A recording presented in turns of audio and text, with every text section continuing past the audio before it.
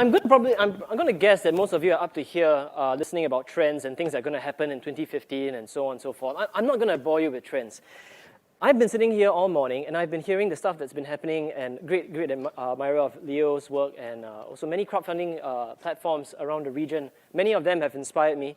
And I was thinking, you know what, and even Ms. Babu as well, when she spoke about the next billion, I'm saying, you know what, those things are already happening. We are already seeing things happening at that level. We've got case studies, and I actually spent some time switching out a few slides just to show you. But first, before that, a little bit about me. And a little bit about my platform. We're into business building crowdfunding, but I really wanted to show you this.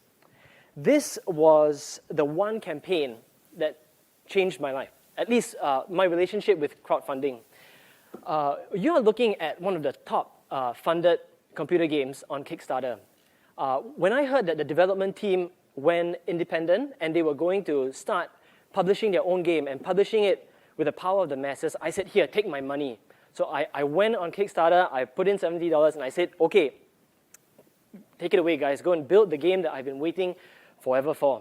This is in case any gaming geeks here, RPG fans, if any of you have played Planescape Torment, you would know that this is one of the greatest follow-ups, or rather one of the follow-ups to the greatest games ever made. And this pretty much changed it for me.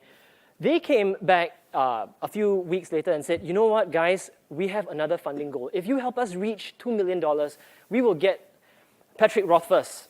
Any fantasy fans here? Patrick Rothfuss, we will get him to write a chapter in the story. And I said, here, take another $50. Please, take it, get him on board. And he's on board. So that really opened my mind to crowdfunding and the potential of making an idea and taking a story, giving it to the masses, taking an idea and making it real. It's going to be launching, I think, it's going to be a year late. It's going to be launching next year. I don't mind. Take as much time as you need to make it perfect because it's going to be worth the wait. All right. So, and this is actually a case study that I wanted to share because of the next billion and also the brilliant stuff that I think Momentum and Ms. Mona has been doing. Yeah, so this was an example about the next billion. This, up to this year, in 2014 actually, this was one of our most successful campaigns. They, and this was founded by these two ladies, two Swedish ladies who had a brand of children's clothing called Ice Bear, Isbjorn, I don't know if I'm pronouncing it correctly.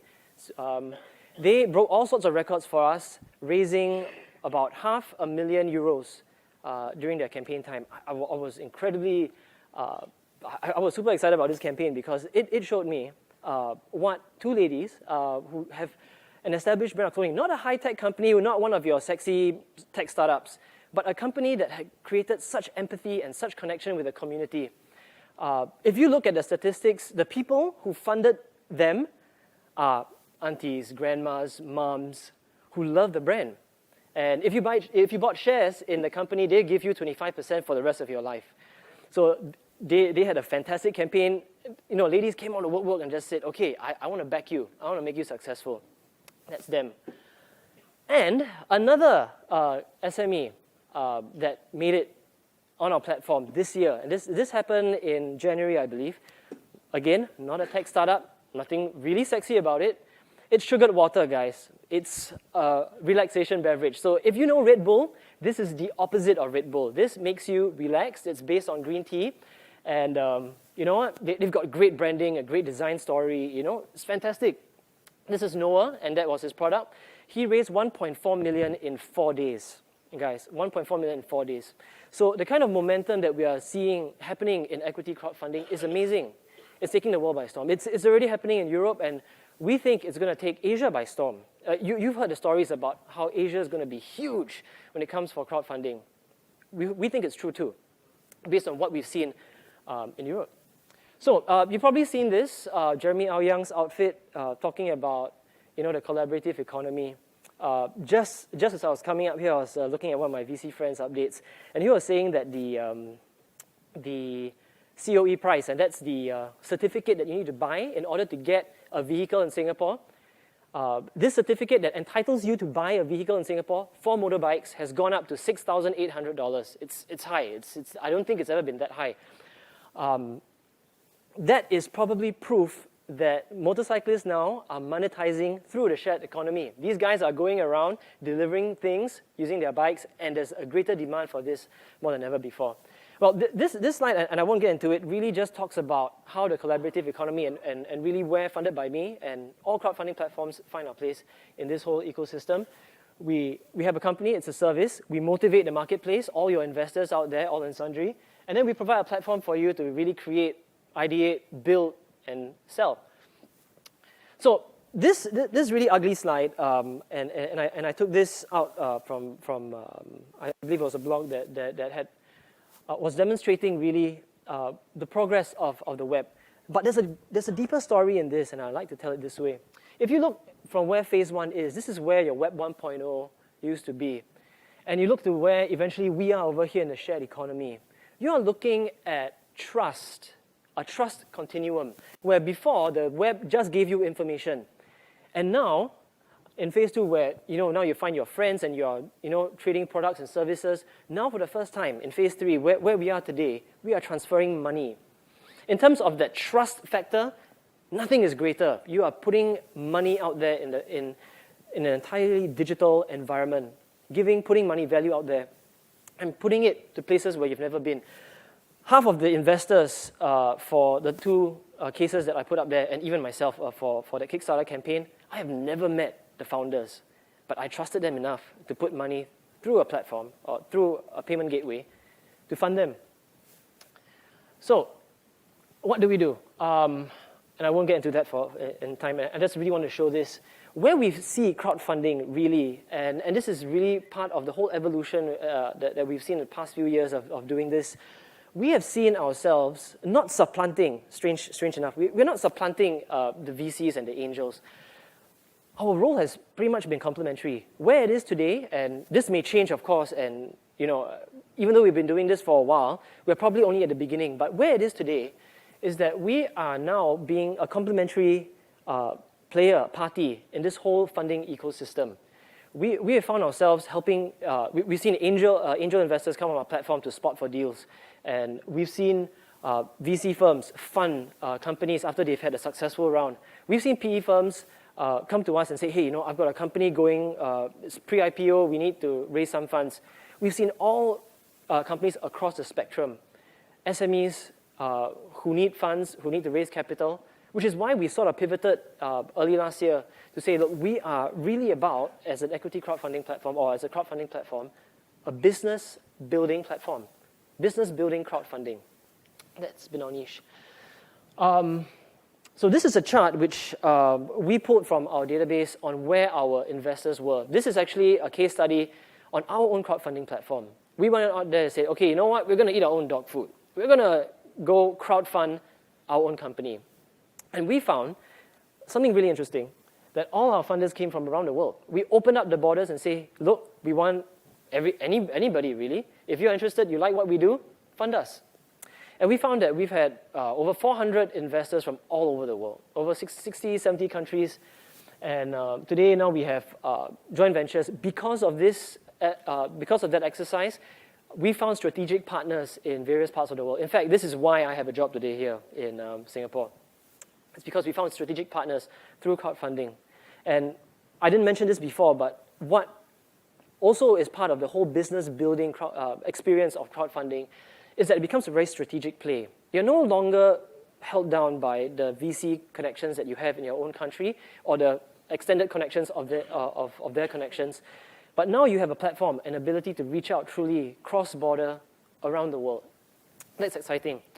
So that's just an infographic on what we did and also how much we pulled in. And you can see that we put in significant investment from some of our investors. We've had the small investors, and actually in the next slide, they'll elucidate that a little bit more in the next slide.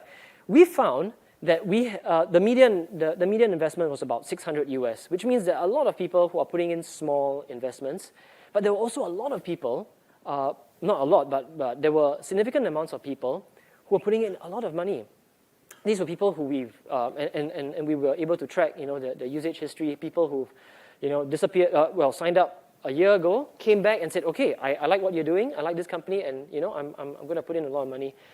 And in fact, the mean investment is about 4,000 US, which means you get a really wide range of people on crowdfunding platforms. Seriously interesting stuff. And just to validate that we are on an uptrend, and this is for almost any crowdfunding platform you see out there, we grew about 600% year on year. Okay, so what's starting in Asia? So this is, and I use this as a precursor to the 3 trends, which I won't go into much detail, but really I just wanted to share why we are so excited about Asia.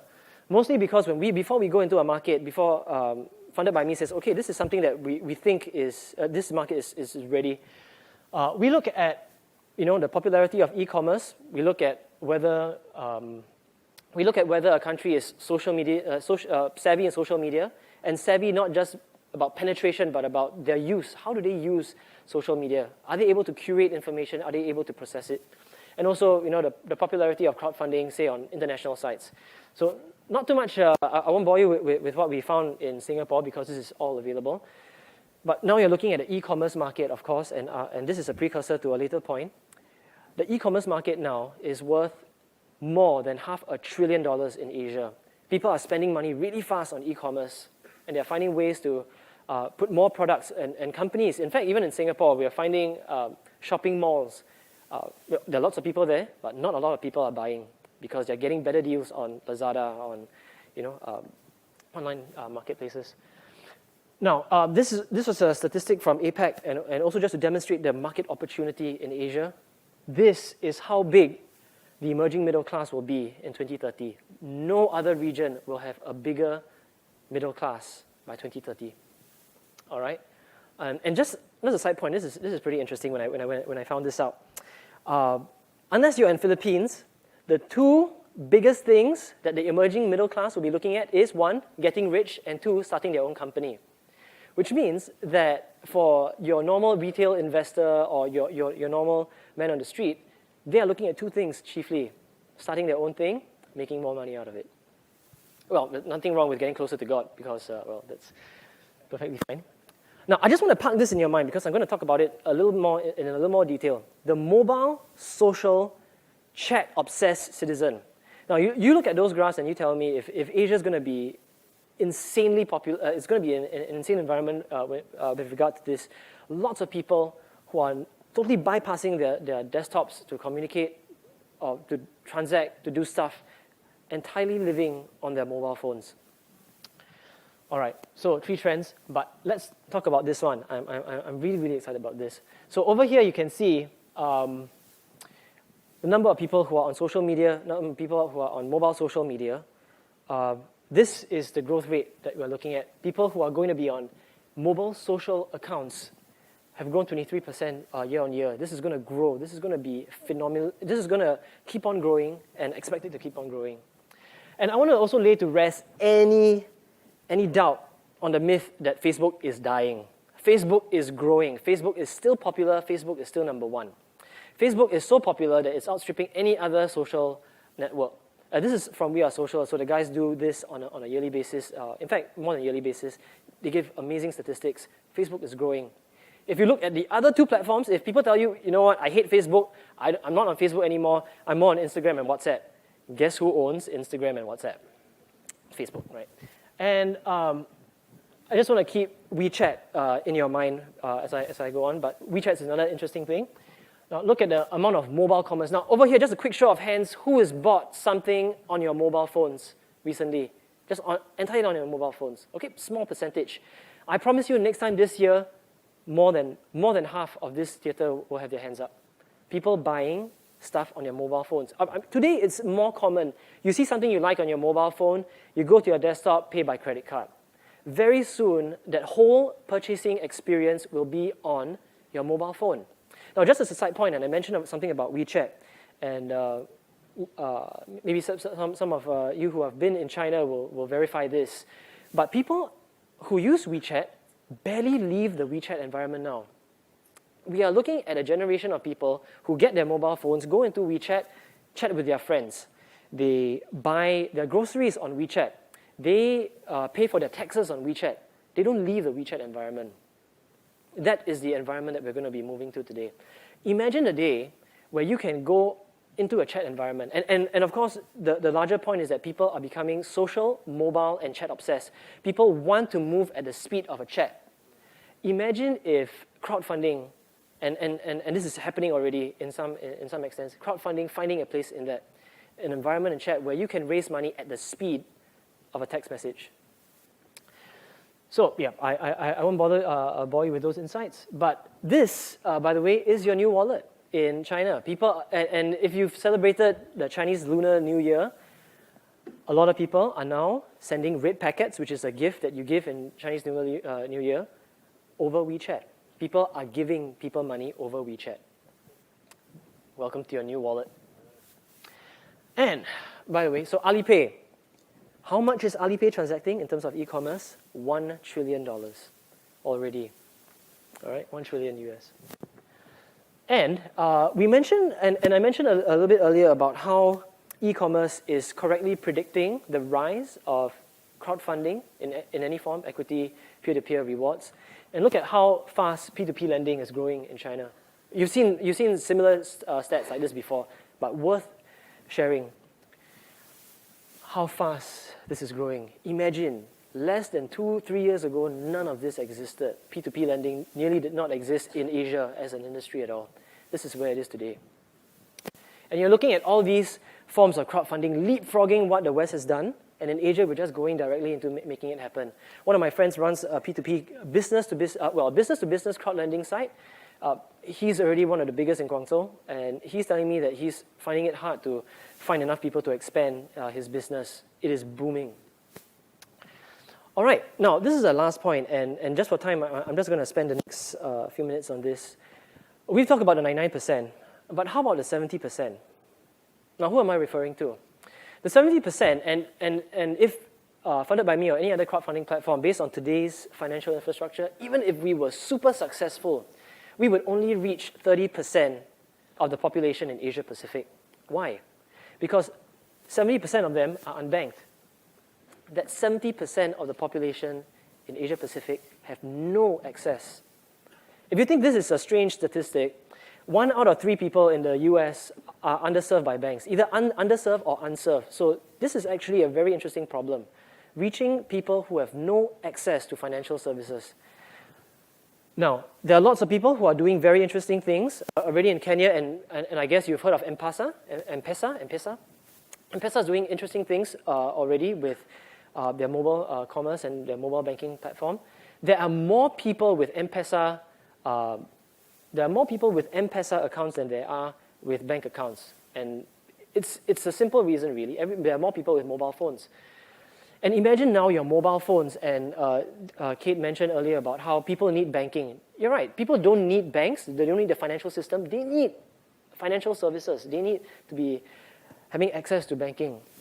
With services like M-Pesa, we are looking at a revolution to be able, for anybody to be able to help fund people who have no access to financial systems.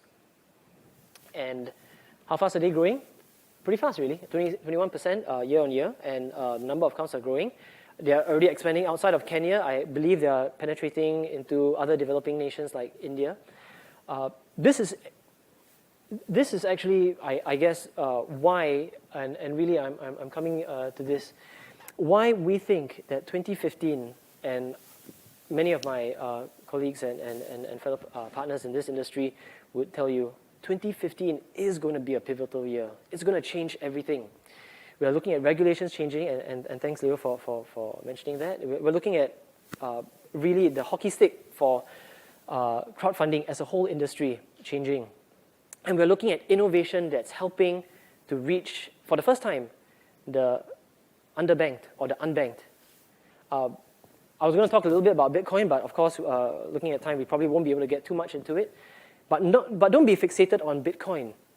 Be fixated with the problem that it's trying to solve, which is that it's using cryptocurrency, digital technology, to reach millions of people who have no access to financial services. One such company was actually recently on our platform, still running a campaign. They're doing a safe, reliable way of exchanging Bitcoins through a network. All right, so I just really wanted to spend all that time telling you those 3 trends and maybe a few more to really say this. watch out for crowdfunding this year. Everything, and on balance, we've seen the pros, the cons. We know that Mark Cuban doesn't really feel very great about equity crowdfunding. All that said, I think it's going to be a very pivotal year for crowdfunding. We are going to see crowdfunding make an impact, not only in the businesses that we know, the SMEs, but also in developing nations. I'm extremely excited about the potential to reach who was previously unreached, the underbanked, ladies who have access to great businesses and who are building great businesses. It's exciting because we today over here, and we've gone through like 4 days of this amazing experience, understanding more about crowdsourcing. I hope you can share my excitement that we are really on the beginning of something, if not already seeing the momentum and being part of this whole movement. Right? So thank you. Great. Yeah. Thank you, Adrian.